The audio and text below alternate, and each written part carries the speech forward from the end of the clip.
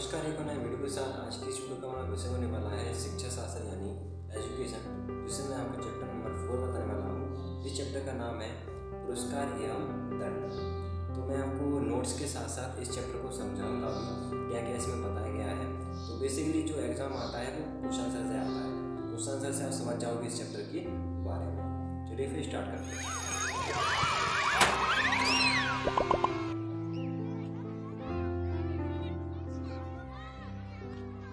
इस चैप्टर के सबसे पहले मैं आपको अति लघु उत्तरीय बताने वाला हूँ। पहला प्रश्न है, सीखने में पुरस्कार की अवधारणा एवं महत्व पर प्रकाश डालिए। अथवा ऐसे भी आ सकता है ये प्रश्न, स्कूल में छात्रों को पुरस्कार क्यों दिए जाते हैं। तो बेसिकली हम देखा जाए तो पुरस्कार देने का उद्देश्य क्या होता है ना। तो इससे जो पहला पॉइंट लिखा हुआ है, जैसे कि पुरस्कार के द्वारा व्यक्ति के आचरण में सुधार होता है। ठीक है। दूसरा है, कार्य करने के प्रति उत्साह में वृद्धि होती है। तीसरा, महत्वाकांक्षा का विकास होता है। चौथा, आत्मसम्मान की भावना का भी विकास होता है। पांचवा है, मानसिक संतोष एवं सुख की प्राप्ति होती है। तो आई होप कि आप समझ चुके होंगे कि पुरस्कार क्यों दिया जाता है। इनका पुरस्कार का जो महत्व होता है, महत्वपूर्ण इंसान ये होता है कि छात्र जो है जो कार्य कर रहा है उसमें और प्रगति करे और उसमें सक्षम हो सके और बढ़े उसमें आगे। ठीक है। तो मेन बात तो यही है, इसमें पुरस्कार इसलिए दिया जाता है। अगला प्रश्न, पुरस्कार की परिभाषा लिखिए। तो आप पुरस्कार के बारे में जानते तो हैं, लेकिन इसकी परिभाषा भी जानना जरूरी है। जैसे पुरस्कार व्यक्ति में अच्छा कार्य करने की भावना जागृत करता है। ठीक है, ये पुरस्कार की परिभाषा हो गई है। और जो मैंने आपको ये ऊपर पॉइंट बताई हैं, इनके माध्यम से भी आप परिभाषा बना सकते हैं पुरस्कार की। ठीक है। तो आपको जो सरल लगे आप वो लिख सकते हैं पुरस्कार की परिभाषा। पुरस्कार के दो उद्देश्य। तो पहला तो उद्देश्य हो गया, पुरस्कार के द्वारा छात्रों को प्रोत्साहन मिलता है। दूसरा, पुरस्कार के द्वारा छात्र में प्रतिस्पर्धा की भावना का विकास होता है। तीसरा, पुरस्कार के द्वारा छात्रों में किसी कार्य को सीखने के प्रति रुचि जागृत होती है। तो ये हमारे पुरस्कार के उद्देश्य हो गए हैं। उद्देश्य और यहाँ पर ये हमने देखा था छात्रों को पुरस्कार क्यों दिया जाता है। तो लगभग ये सेम पॉइंट है, ये वाला प्रश्न का वो वाला। अब देखिए यहाँ पर अगला प्रश्न है, दंड क्यों दिया जाता है, कारण बताइए। दंड देने का उद्देश्य छात्रों में सुधार करना है, जिससे उसके आचरण को परिवर्तित किया जा सके। जब छात्र द्वारा किसी गलत कार्य को किया जाता है तब वह उस कार्य को पुनः ना करे, इसलिए दंड दिया जाता है। ठीक है। जब आप स्कूल जाते होंगे तो आपको जब आप कोई ऐसी काम कर देते हैं जो कि अनुचित है, तो उसके लिए अध्यापक आपको पनिश करता है, यानी दंड देता है। अगला प्रश्न, दंड की दो हानियां लिखिए। पहला, प्रतिरोध की भावना का विकास। दंड के फलस्वरूप अपराधी में दंड देने वाले के प्रति ईर्ष्या, द्वेष एवं बदले की भावना उत्पन्न हो जाती है।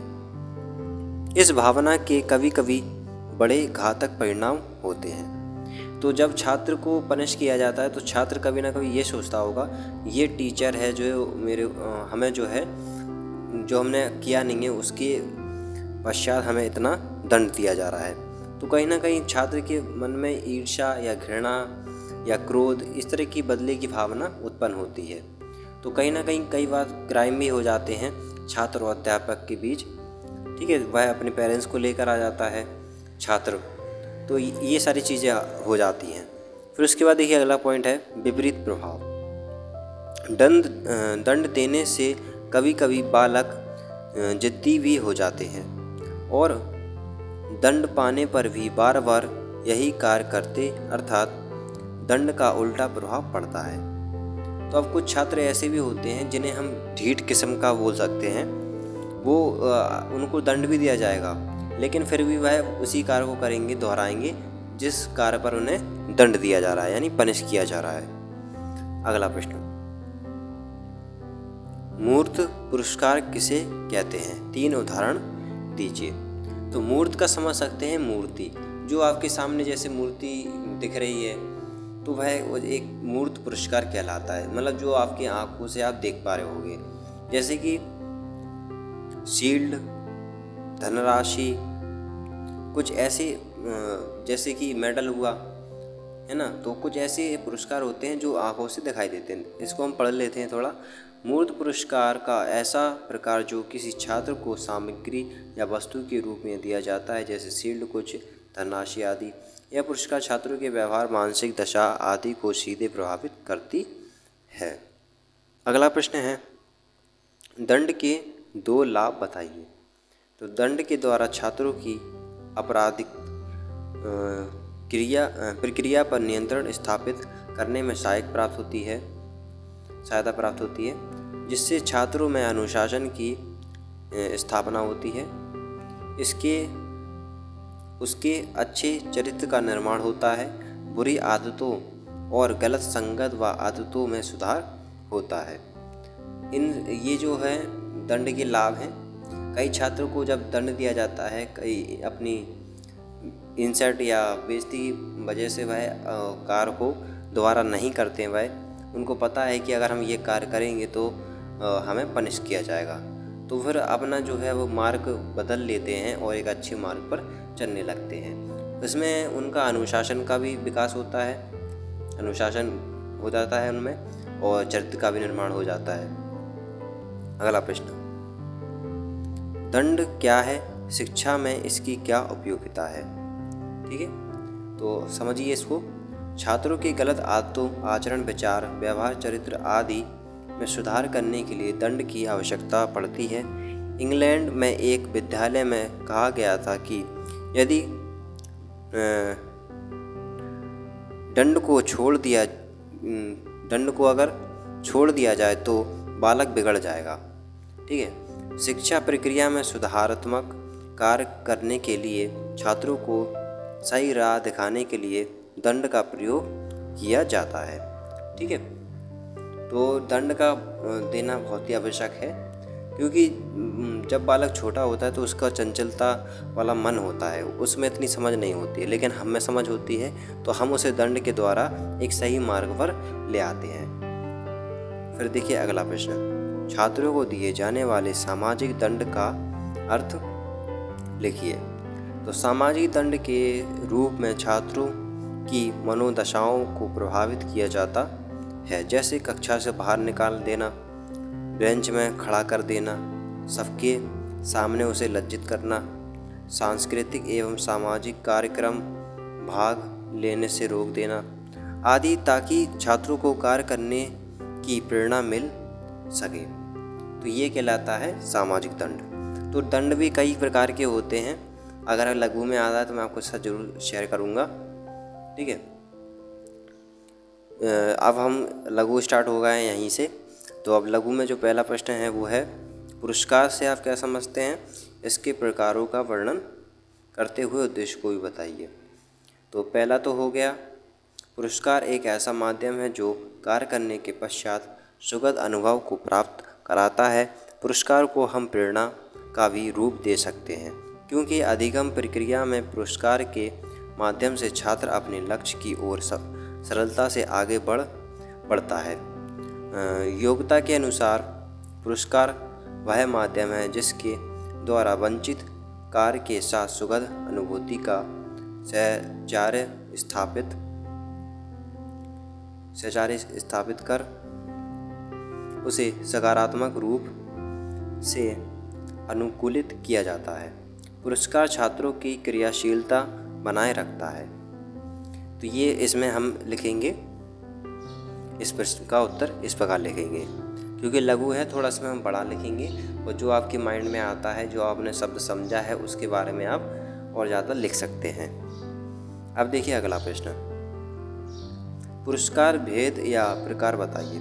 पुरस्कार के कई प्रकार होते हैं जो बालक को कार्य के प्रति उत्साहित करते हैं। पहला, प्रशंसा के माध्यम से छात्र के अंदर आत्मसम्मान की भावना बढ़ जाती है और वह अच्छे कार्य करने लगता है जिससे लोग उसकी प्रशंसा करें। दूसरा, जो छात्र पढ़ाई में, खेलकूद में या नैतिकता में अच्छे होते हैं तब विद्यालय द्वारा उन्हें विशेष सुविधाएं प्राप्त कराई जाती हैं और इसी के साथ उसका नाम कॉलेज के सम्मान पटल पर होता है। पटल यानी बोर्ड कह सकते हैं, जहाँ पर अगर छात्र अच्छा जैसे नंबर ले आता है या फिर कुछ ऐसा कार्य करता है जो विद्यालय के लिए गौरव का पूर्ण हो, तो वह एक बोर्ड होता है, वहाँ पर लग जाता है, छात्र की फ़ोटो लग जाती है या उसका नाम लिख जाता है। तो ऐसा नहीं है केवल विद्यालय में पढ़ाई से मानसिक स्तर से संबंधित विकास किया जाता है, बल्कि खेल कूद में भी आगे बढ़ाया जाता है।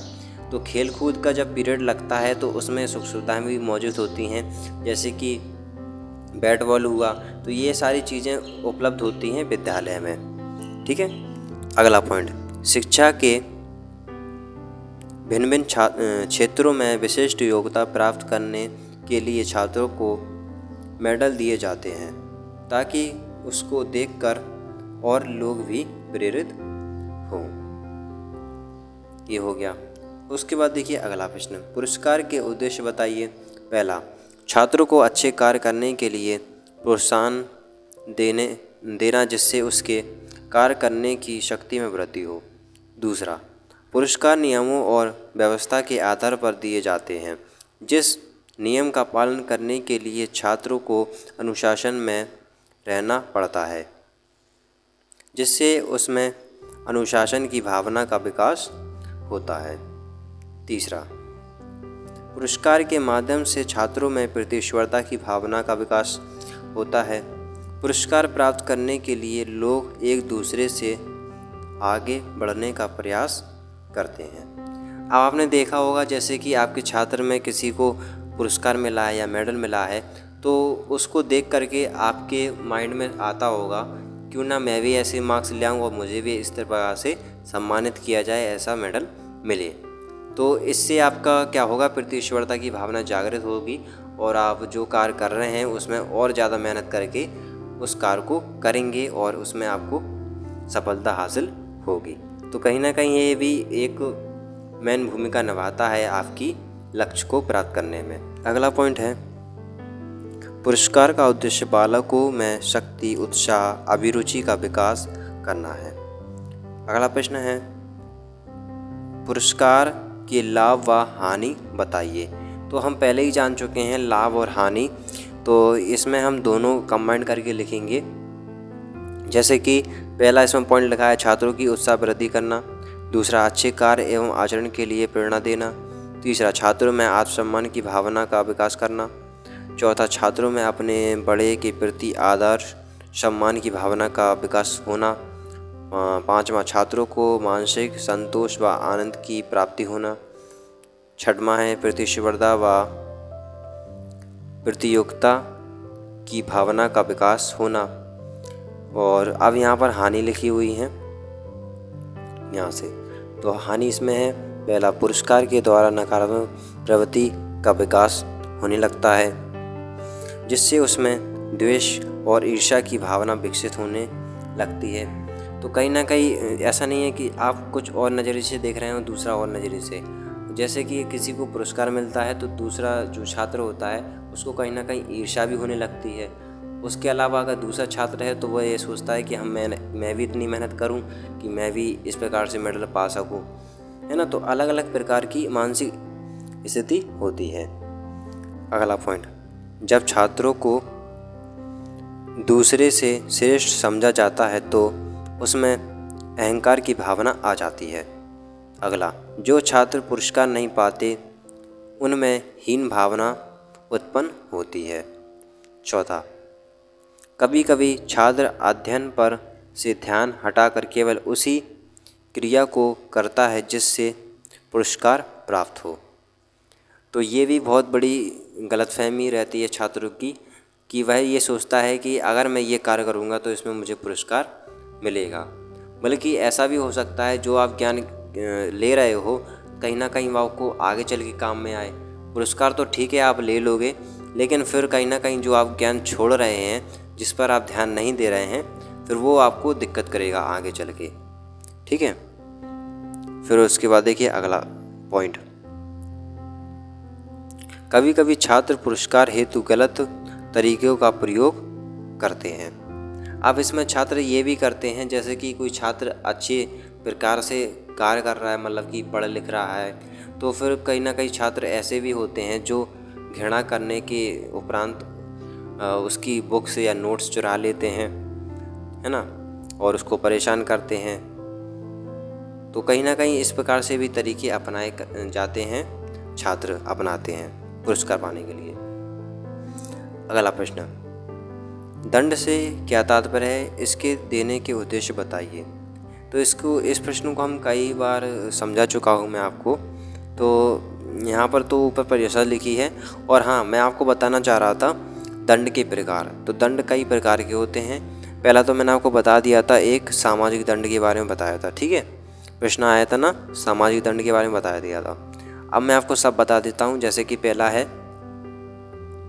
शारीरिक दंड, दूसरा मानसिक दंड, तीसरा आर्थिक दंड, चौथा सामाजिक दंड, पांचवा मनोवैज्ञानिक दंड, छठवां वैधानिक दंड। तो ये सारे दंड होते हैं जो दिए जाते हैं छात्रों को। तो एक एक करके हम सब दंडों के बारे में जानने वाले हैं। ये अगर लॉन्ग में आता है तब भी आप इसी प्रकार से लिखेंगे। ठीक है, तो ये लॉन्ग में भी चल जाएगा, वैसे ये शॉर्ट प्रश्न है। पहला है शारीरिक दंड। मनोवैज्ञानिक इस दंड का विरोध करते हैं क्योंकि शारीरिक दंड मनोदशाओं को परिवर्तित कर देते हैं। कभी कभी विद्यालयों इस दंड को क्रूरता के साथ प्रयोग करते हैं। इसमें कान मोड़ना, चांटे मारना, मुर्गा बनाना आदि। विद्यालय में इस दंड के माध्यम से छात्रों के अनैतिक आचरण को सुधारा जाता है।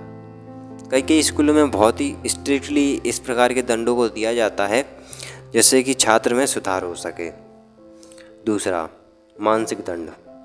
इस दंड ये भी दो प्रकार का होता है दंड। पहला है पश्चाताप के रूप में, दूसरा है मानसिक श्रम के रूप में। पश्चाताप मतलब कि जैसे कि मानसिक रूप से वह छात्र अपना मान लेता है कि मेरी ये गलती है तो मैं इसको सुधारूंगा। ठीक है, दूसरा है मानसिक श्रम के रूप में, मतलब ऐसा कुछ लन मन करने के लिए दे दिया जाता है कार्य को, है ना। जैसे कि इस शब्द को 12 बार लिखो या नकल करके लेके आओ, मतलब राइटिंग करके लेके आओ 4-10 पेज। तो इस प्रकार का होमवर्क जैसे दे दिया जाता है। तो ये हो गया एक मानसिक दंड। इसमें पढ़ लेते हैं हम। जब छात्रों को अपनी गलती का एहसास हो जाता है और वह क्षमा मांगने और दोबारा ऐसा ना करने का वचन दे तो यह पश्चाताप कहलाती है। ठीक है, और यह पद्धति गुरुकुलों में प्रयोग की जाती थी। उस समय छात्रों से गलती होने पर उन्हें व्रत रखने की या गुरु के सामने न आने की सज़ा दी जाती थी। ठीक है, तो ये हो गया। उसके बाद देखिए दूसरी क्रिया में मानसिक श्रम के द्वारा दंड दिया जाता था, जैसे लिखा बट का कार्य देना, गणित प्रश्न को हल करने को देना, अधिक गृह कार्य करने को देना। ले हैं सामाजिक दंड के बारे में। इस दंड के अंतर्गत बच्चों को सभी के सामने बेइज्जत करना, कक्षा से बाहर निकाल देना, उनकी गलती बताकर लज्जित करना, विद्यालय के सांस्कृतिक कार्यक्रम में भाग ना लेने देना, जिससे छात्र में अनुशासन स्थापित हो सके और कक्षा का वातावरण सुधारने में सहयोग प्रदान करे। तो ये हो जाता है सामाजिक दंड। फिर उसके बाद है आर्थिक दंड। आर्थिक दंड से आशा है छात्रों को जुर्माना देने के लिए आदेश देना, लेकिन इसकी जानकारी पूर्व से होनी चाहिए और यह प्रक्रिया निष्पक्ष और नियम अनुसार हो। ठीक है, तो इसमें मतलब कि फाइन लगा दिया जाता है। जैसे कि कोई एब्सेंट होता है या फिर किसी ने कुछ ऐसा बोल दिया शब्द, तो उसके लिए एक फ़ाइन भरना पड़ता है, यानी पैसे देने पड़ते हैं, तो जिसको हम बोल देंगे आर्थिक दंड। लेकिन इसको हम पहले बताते हैं, जो छात्र है उसको पहले ही बता दिया जाता है कि अगर आप इस प्रकार की गलती करते हैं तो आपको इसके पैसे देने पड़ेंगे, यानी दंड मिलेगा आपको, आर्थिक दंड। फिर देखिए अगला, मनोवैज्ञानिक दंड। इस प्रकार के दंड का संबंध छात्र की भावनाओं से है। इसमें छात्र की निंदा करना है।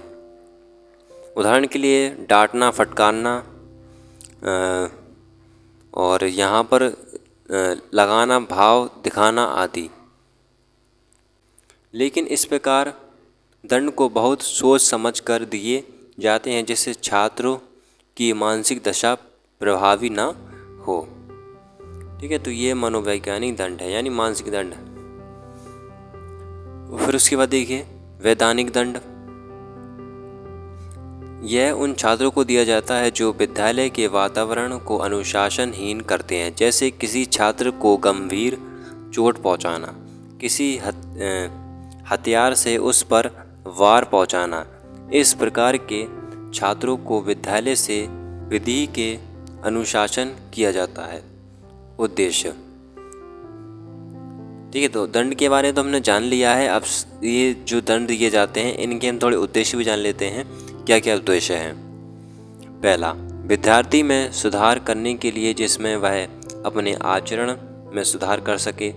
दूसरा, छात्र में वह सुधार किया जाए ताकि वे गलत आचरण को रोकें, पुनः गलती न करें। और तीसरा, छात्रों को इसलिए दंडित किया जाता है क्योंकि गलत परिणामों को समझे और उसके परिणाम को बता सके। ये हो गया। फिर उसके बाद देखिए अगला प्रश्न, विद्यालय में दंड देने के कारण और आधार बताइए। सामान्य विद्यालयों में दंड देने के आधार बच्चों में सुधार लाना है, उनकी अनुशासनहीनता को कम करना है। पहला, छात्र का विद्यालय न आना या देर से आना।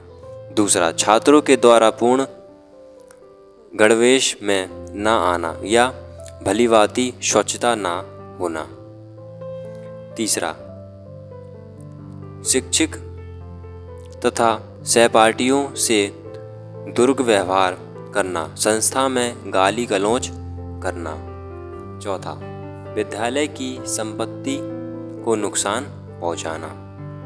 अगला, कक्षा अध्यापक के समय बाहर घूमना आदि। छठवां, विद्यालय मोबाइल लेकर आना जिससे विद्यालय की मर्यादा का उल्लंघन होता है या करना। ठीक है, तो कुछ ऐसे नियम कानून होते हैं जो विद्यालय के बनाए जाते हैं, उनका पालन नहीं किया जाता है। तो ये हो गया है। उसके बाद देखिए अगला प्रश्न, दंड देते समय किन बातों का ध्यान रखना है। पहला, दंड अपराध के अनुसार दिया जाए। दूसरा, जिस समय अपराध किया उसी समय दंड दिया जाए। तीसरा, दंड देते समय अपराध के पूछे क्या कारण था, दंड केवल सुधारात्मक हो। पांचवा, दंड देते समय छात्रों को अपराध के बारे में पता होना चाहिए। आवश्यकता सूचित किया जाए। दंड देने का व्यवहार सहनपूर्ति हो। ठीक है, सहनपूर्ति का मतलब होता है ऐसा दंड दिया जाए जो छात्र सहन कर ले। ऐसा नहीं होगा कि मतलब कि ऐसा दंड दिया जाए जिससे कि उसके शारीरिक स्तर पर बहुत ज़्यादा प्रभाव पड़ जाए। कई बार आपने देखा होगा कि छात्र को बहुत ज़्यादा लग जाती है तो उसको हॉस्पिटल में एडमिट करना पड़ता है। तो आपने ऐसे केसेस कई देखे होंगे कि अध्यापक ने छात्र को इस प्रकार पीटा कि उसके जो है बहुत ज़्यादा घाव बन चुके थे। तो ये भी होता है। तो ऐसे दंड दिया जाए जो सहन कर सके बालक। अगला, दंड के लाभ और हानि के लाभ। तो पहला, अनुशासन की स्थापना करना। दंड के महत्व ही उसके लाभ को स्पष्ट करे। आपराधिक कार्य पर नियंत्रण, बुरी आदतों या गलत आचरणों में सुधार होना, चरित्र निर्माण में सहायक, गलतियों या भूलों की पुनरावृत्ति पर रोक। अब देखिए हानियाँ देख लीजिए। हानियाँ यहाँ से, हानि के लाभ क्या है। दंड से होने वाली हानियाँ इस प्रकार हैं। पहला, दंड संवेगात्मक असंतुलन विकसित करता है। दूसरा, कुछ बालक दंड के अभ्यस्त हो जाते हैं और उनमें कोई सुधार नहीं होता। तीसरा, उनमें प्रतिशोध की भावना विकसित होती है। चौथा, कठोर दंड मानसिक विकास में अवरोध करता है। पांचवा, शारीरिक दंड कभी कभी इतना अधिक हो जाता है जिससे कि कम सुनाई पड़ना, आँखों में खराबी आना आदि। तो ये हो गया है हमारा चैप्टर भी कंप्लीट इसी के साथ। तो ये बहुत ही मोस्ट इम्पोर्टेंट क्वेश्चन है। जैसे कि इस चैप्टर का नाम है पुरस्कार एवं दंड, उसी के आधार पर सारे प्रश्न बने हुए हैं। तो इसको आप समझ चुके होंगे इस चैप्टर को भी। तो वीडियो अच्छी लगी तो लाइक कर देना और साथ ही चैनल को सब्सक्राइब कर देना। मिलते हैं ऐसी अगली वीडियो में।